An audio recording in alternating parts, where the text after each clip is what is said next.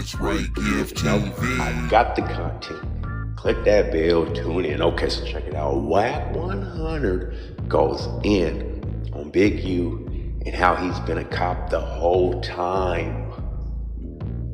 What? Let's get right to it.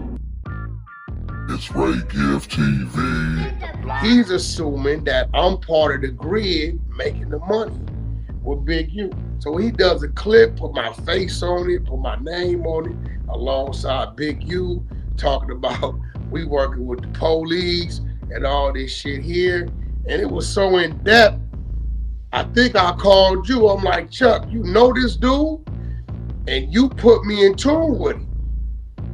Right. Yep. That's how that went. And I was telling you, like, before I even reached out to him, I'm like, well, you know, this dude don't like you. And he said that you involved with Big U and y'all basically in the same boat. And he was like, no, reach out to him for me. Let me talk to him. And that's when he pretty much was like, he don't want to talk to you. But then I sent you that paperwork. Like, you know, well, this is what he's promoting on YouTube. And I think you went through it, and within 24 to 48 hours or something, yeah, you had something to say about it. Yeah, because what got my attention was the BlackBerry. All those years, because Big U was not a computer savvy type dude. You understand what I'm saying? That ain't what he does. So I was asking him, why you got a BlackBerry? You know, he had a regular phone, an Android, an iPhone, whatever it was. So why you got a BlackBerry? And he would always give me an excuse, oh man, this is a backup phone, whatever. I never really heard the phone ring. So when I'm reading the paperwork at the link he had, I see it says issued from 77th Street Crash Division, BlackBerry cell phone to correspond with law enforcement. Nigga, I couldn't eat for a week. Now I'm nervous. So I don't know how I got dude to get online with me. Maybe he heard me run a room on him, right? Mm-hmm. And I remember talking to him. I said, bro, I don't know nothing about what a Gryd is. Nothing. I see you broke it down. I'm not questioning it. But what's up with the paperwork? Paperwork come to me, the raw paperwork that he was breaking down. So I'm reading, I'm going through it like 100-something pages. I couldn't believe what I was seeing, because now I'm like, dude is a double agent. This nigga's really the police. This nigga really, he had never all them years Chuck mentioned Gryd, 77th Street Division, none of that. I used to ask him, you know, was he paying for the graffiti shit and all this? He said, nah, the city or whatever donates it. So that was my way of saying, well, he got some ties to the city, some ties to city funding, like or mayor or something, right? Yeah, whatever that was, right? But I think Starbook went and checked McCormick. He said McCormick got one too. So when he went and checked McCormick, he said, nah, Wack, you ain't on that. Ain't never been on. I said, bro, I don't know what you're talking about. Educate me on what this is, bro. I said, look, bro, you been to the pen? He's like, yeah, Wack, I've been to the joint. I said, bro, I be nervous, homie. We ran together for many years, so you telling me he go back to 2011 doing this type of thing, I'm starting to think about things, right? So I think Star was phenom sincere, and from there we started building. That's how I started to understand what the hell the Gryd was, and that dude is really working with the police. So I don't take nothing back that I said in 2020. Matter of fact, even today, the things he does with the youth, the football, if he's still doing graffiti removal, all that, I still don't have nothing bad to say about that. It's just that you rolling 60 and you politicking over here on this side, but then you communicating with the police on the other side, and you doing things that I know you got indictments, you ain't went to jail, you got this going on, that going on, and it's like, my nigga, you an agent. There's no gang member that I know to where it's okay to have a contract with the LAPD and get paid when it says you got to deliver gang information, gang activity, guns, gang hotspots, and in order to keep this contract, it's an annual performance, and you have to perform or we pull the contract, which means you have to provide these things. And he's been having this shit for 13 years. He went from 550,000, I think he's at like 2.2, 2.4 million. He constantly, every 2-3 years, they bumped him up. His first raise, Chuck, you read it was 444,000, 440 or something. So right. He's performing. So, you know, I don't know if people got a brain, but it's like they say, look, it's the annual contract. At the end of the year, we see out your performance.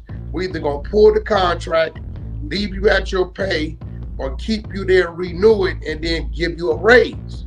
He's been performing. So I don't take nothing back that I said in that clip. No, I got you. And then another one of the things he had mentioned in the clip, and this is the crazy part, right? Because, you know, I heard Munchie B speak on this subject before with this CS2 back. I heard Brick Baby speak on it before, and I recently just hearing them both, like even in that video, he said like basically he's alluding to it being fake. Brick Baby, about a week ago or 2 weeks ago, he was on No Jumper. He alluded to it being fake. You know, and you know, with that whole situation, this CS2 back, I remember you sending me text messages from Mark Stevens, and then I'm listening to this audio of Mark Stevens, and Mark Stevens is saying that when he showed Big U this paperwork would have been in 2017, Big U stopped fucking with you. But just like the interview you mentioned, and it's from 2020. Also, you told me a bunch of text messages from Mark Stevens, like basically saying like Happy Father's Day, you know, Merry Christmas, how's the family? Hey, pictures my daughter of his just kids. graduated. My daughter son just graduated. Sending me their pictures. That's like 2019, 2022, 2021. So right. I do know I threatened Mark one day. He was playing with me on something. And I told him, and I think Stutterbox kind of vouched for this because he was on the phone. And I think this is the fallout of him and Stutterbox, because Stutterbox was kind of his protection. And I told Mark, nigga, I'll beat your ass. I'll break your jaw, little nigga. I'll fuck you up. And he like, Box, you gonna let me get at me like that? And Box said, shit, y'all two grown men, handle it.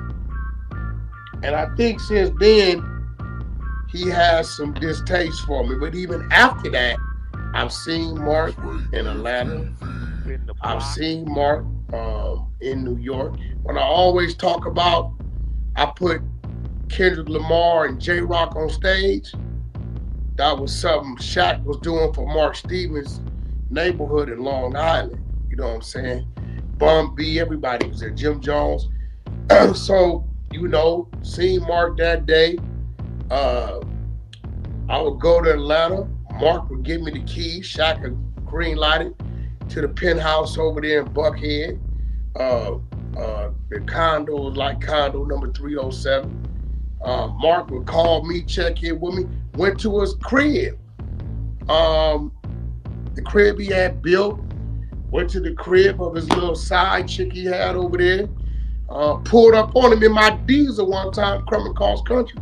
So I believe, you know, they both Muslims. I don't know, maybe Big U got to him. It didn't make sense because he did say in the audio, he said in the audio that I heard with Mark Stevens, the audio that they be playing, he said that once he heard you was going against Big U, he had to come out and say something. So it definitely got something to do with Big U. Yeah, it got to do something to do with that, because the 2017 online up was Mark.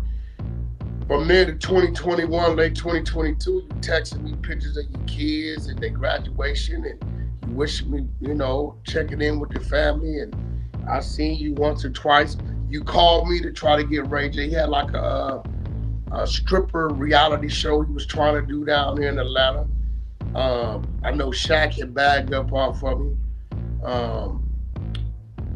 Stuff like that. And again, Big, you said, that's my studio. With Gillian Wallow. You know that, right, Chuck? That's in my studio. Yeah, I remember you told me that, and as well as the Checking In podcast. Yeah, Yeah, his you. first episode was in the back of my studio. Yeah. OT Genesis. We did him one segment, they game a segment, they called me, he might have added me out. And shit like that. The True Car went in there, but yeah, so none of it, nothing they say makes sense. Because their whole thing is to play, but I think Mark been having a distaste because he tried to make a run into the music business. He was there sitting in the middle of the Ray J deal. He was on that side of the label side, the Shaq side. I was on management side with Ray J, orchestrating everything, making sure it was right. And after that, it didn't go right. I do know in like 2021. There's no reason for us to be packing our toothbrushes in bags like this when we go on vacation. Like, why are we even using old toothbrushes like this anyways? Like, I can't be the only one who went forever without getting an electric toothbrush because I didn't want to spend over $100 on one. Well, someone's gonna get fired from this company. You get a toothbrush, 8 head replacements, a stand, a charger, and a travel kit. And this thing comes with 5 different modes. So you gotta get this while it's still on this flash sale before that person gets fired. That is not sanitary. You need this electric toothbrush. It comes with a carrying case to keep everything sanitary. You can just stick it right in your bag. It has 5 different cleaning modes: clean, whiten, polish, sensitive, and massage. You can see here she really vibrates. It really cleans well. One charge lasts up to 3 months. Also comes with enough replacement heads to last you 2 years and a charging stand. You can even put it on the wall if you'd like to. It's on sale right now.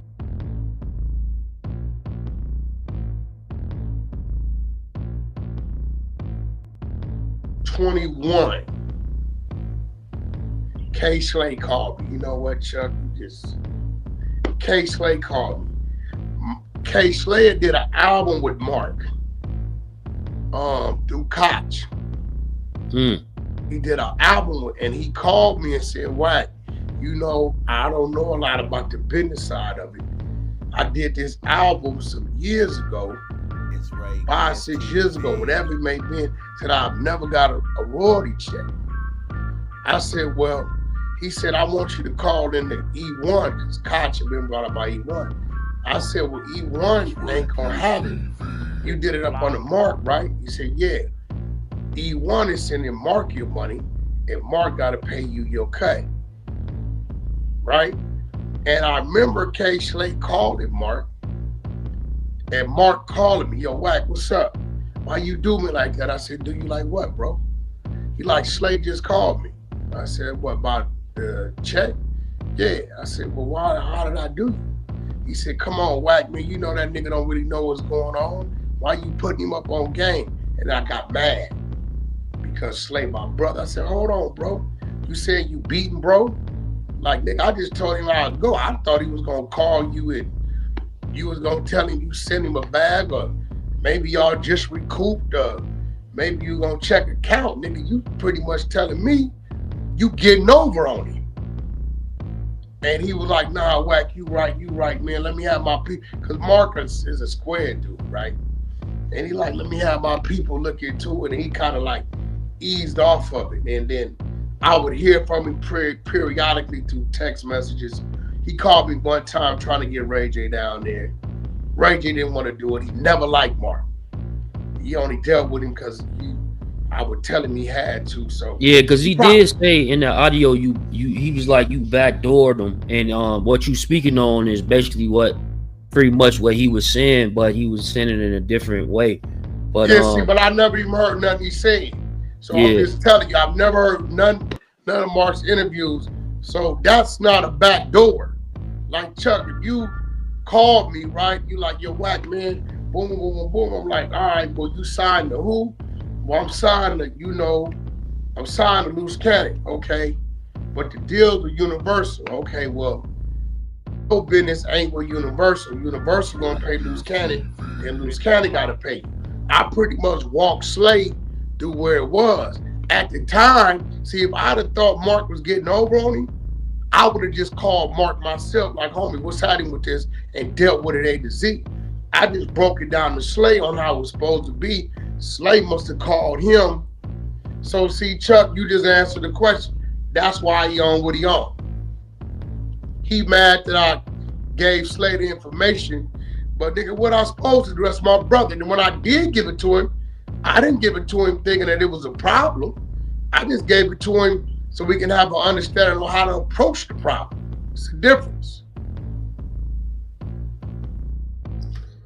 Drop a comment down below. Let me know what y'all think about the content. Appreciate the support. Everybody's tuning into the channel. Now, Big U, Gryd program. What y'all think about that? You got to turn in information on what's going on in the neighborhood. Keep that notification bell turned on. You don't want to miss out on any premium content. I will deliver 24/7 around the clock, you already know. And to everybody out there working hard, remember, if you believe it, you'll achieve it. Do what you got to do today to be prepared for tomorrow. And there it go. You feel me? But until next time, it's your boy Ray, and I'm gone. God bless. Peace.